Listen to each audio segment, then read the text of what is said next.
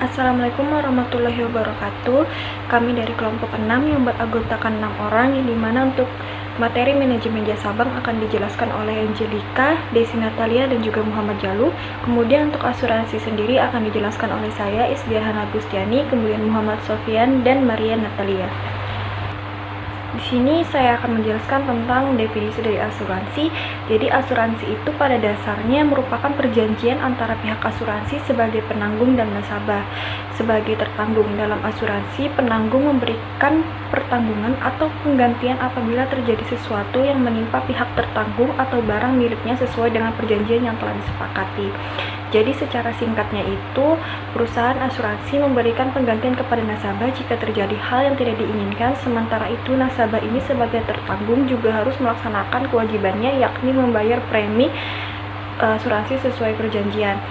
Kemudian menurut M. Nuryanto, asuransi ini merupakan sebuah mekanisme perlindungan terhadap pihak tertanggung apabila mengalami resiko di masa yang akan datang, di mana pihak tertanggung akan membayar premi guna mendapatkan ganti rugi. Unsur asuransi yang pertama itu ada pihak tertanggung. Dalam asuransi adalah orang atau pihak yang memperoleh jaminan penggantian kerugian dari penyedia asuransi ketika terjadi resiko yang telah diatur dalam perjanjian asuransi atau perjanjian reasuransi. Yang kedua ada pihak penanggung. Penanggung adalah pihak yang memberikan jasa dalam pengembalian resiko pemegang polis dan menerima premi dari pihak lain selaku tertanggung. Pemegang polis wajib membayar sejumlah premi kepada penanggung asuransi untuk mendapatkan perlindungan asuransi. Yang ketiga, ada suatu peristiwa. Peristiwa adalah acara yang menjadi dasar untuk memicu perjanjian asuransi berlaku. Peristiwa dapat berupa kecelakaan, penyakit, kehilangan, atau lain-lain yang terkait dengan objek asuransi. Kemudian yang terakhir ada kepentingan. Kepentingan dalam asuransi atau kepentingan asuransi merupakan syarat mutlak yang harus ada pada tertanggung pemegang polis dalam perjanjian asuransi. Nah, kepentingan ini mencakup asas keadilan antara individu dan keadilan sosial, serta di antara keduanya harus terdapat kepentingan. Asas kepentingan adalah tidak mengabaikan hak yang seharusnya menjadi tertanggung. Kemudian tujuan asuransi yang pertama itu ada ekonomi. Tujuan asuransi bagi ekonomi adalah untuk membantu mengelola risiko-risiko yang muncul dalam kehidupan sehari-hari dan memberikan perlindungan finansial bagi pemegang polis. Dalam hal ini, asuransi berperan penting dalam mendukung pertumbuhan ekonomi suatu negara. Ketika masyarakat menyadari manfaat dan memiliki asuransi, kualitas keuangan masyarakat akan lebih baik karena sudah memiliki proteksi. Perputaran dana di asuransi juga akan membantu mendorong pertumbuhan sektor keuangan yang akhirnya dapat meningkatkan kontribusi sektor jasa keuangan dan asuransi terhadap produk domestik bruto atau PDB suatu negara. Selain itu, asuransi juga dapat membantu mendorong investasi dan pertumbuhan ekonomi dengan memberikan perlindungan bagi investor dan perusahaan. Yang kedua, hukum. Untuk mengatur dan mengawasi operasi perusahaan asuransi, memastikan perusahaan asuransi beroperasi dengan sesuai dengan ketentuan hukum. Tujuan hukum ini adalah untuk menjaga kelangsungan dan keseimbangan kontrak asuransi antara tertanggung, penyedia asuransi, dan pihak terkait lainnya. Hukum asuransi mencakup berbagai aspek termasuk pembentukan dan interpretasi kontrak asuransi, tata cara klaim, tanggung jawab hukum, perlindungan konsumen, dan persyaratan keuangan untuk perusahaan asuransi. Ketiga, ada tata niaga, membagi risiko yang dihadapi kepada semua peserta program. Dengan menerapkan tata niaga yang baik, perusahaan asuransi dapat mengelola risiko secara efektif dan mengurangi kemungkinan kerugian. Tujuan tata niaga dalam asuransi ini adalah untuk memastikan bahwa perusahaan asuransi menjalankan operasinya secara efisien, transparan, dan sesuai dengan prinsip-prinsip hukum dan etika bisnis. Dengan menerapkan tata niaga yang baik, perusahaan asuransi dapat membangun kepercayaan pemegang polis, mengelola risiko secara efektif, dan mencapai pertumbuhan yang berkelanjutan. Dalam hal penilaian risiko, perusahaan asuransi harus memastikan bahwa risiko yang diambil sesuai dengan kemampuan keuangan perusahaan dan pemegang polis. Dalam hal penyelesaian klaim, perusahaan asuransi harus memastikan bahwa klaim yang sah dibayar dengan tepat waktu dan sesuai dengan ketentuan kontrak asuransi. Kemudian yang keempat ada kemasyarakatan, menanggung kerugian secara bersama-sama antar peserta program asuransi dilakukan dengan cara membagi resiko yang dihadapi kepada semua peserta program asuransi. Berbagi resiko di antara peserta asuransi sehingga ketika salah satu peserta mengalami kerugian yang tercakup dalam polisnya, kerugian tersebut akan ditanggung secara bersama-sama oleh seluruh peserta program asuransi.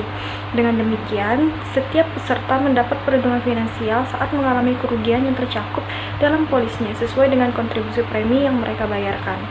Selanjutnya ada manfaat asuransi. Yang pertama, perlindungan finansial. Asuransi menyediakan perlindungan finansial bagi pemegang polis dan keluarga mereka saat mengalami kerugian yang tercakup dalam kehidupan, seperti kecelakaan, penyakit, atau kematian. Yang kedua, ada menyediakan keamanan finansial. Asuransi menyediakan keamanan finansial bagi pemegang polis dan keluarga mereka dalam waktu dewasa, seperti saat pensiunan, pernikahan, atau pendidikan anak-anak. Yang ketiga, alat penyebaran risiko. Asuransi membantu mengelola risiko keuangan dan berbagi risiko di antara peserta, sehingga setiap peserta mendapat perlindungan finansial saat mengalami kerugian yang tercakup dalam polisnya. Yang keempat, membantu peningkatan kegiatan usaha, bisa membangun kembali usaha pada saat usaha terkena musibah. Yang kelima, sebagai sarana investasi dan menabung, pemegang polis dapat memperoleh jaminan pengembalian investasi pada jangka waktu akhir asuransi. Yang terakhir, ada polis dapat dijadikan jaminan kredit. Polis asuransi, baik asuransi jiwa maupun asuransi umum, dapat dijadikan jaminan dalam perjanjian kredit.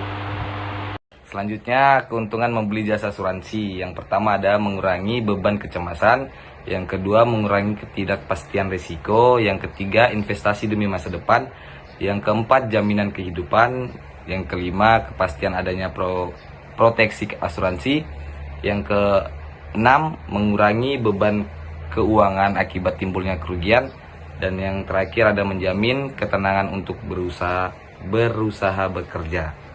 Dan selanjutnya ada keuntungan bagi perusahaan asuransi. Yang pertama ada premi yang diterima, yang kedua hasil bunga dari investasi surat berharga, yang ketiga ada selisih premi asuransi dengan resuransi, dan yang terakhir ada penyertaan modal asuran dan resuransi. Selanjutnya ada perbedaan asuransi dan tabungan. Yang pertama asuransi jiwa. Yang pertama, asuransi jiwa ada membayar sejumlah uang secara berkala atau disebut premi. Yang kedua, mengalihkan risiko ke perusahaan asuransi. Yang ketiga, ada besarnya uang yang diterima ditentukan sendiri oleh polis. Yang keempat, ada besarnya premi sudah ditetapkan berdasarkan perhitungan. Dan yang terakhir, bersifat kolektif diterbitkan untuk sekelompok orang atau organisasi. Yang berikutnya ada tabungan. Tabungan itu meliputi tidak ada unsur keharusan sebenarnya. Yang kedua ada menanggung resiko sendiri ketika menghadapi musibah atau kerugian. Yang ketiga besarnya uang yang diterima berdasarkan kemauan si penabung.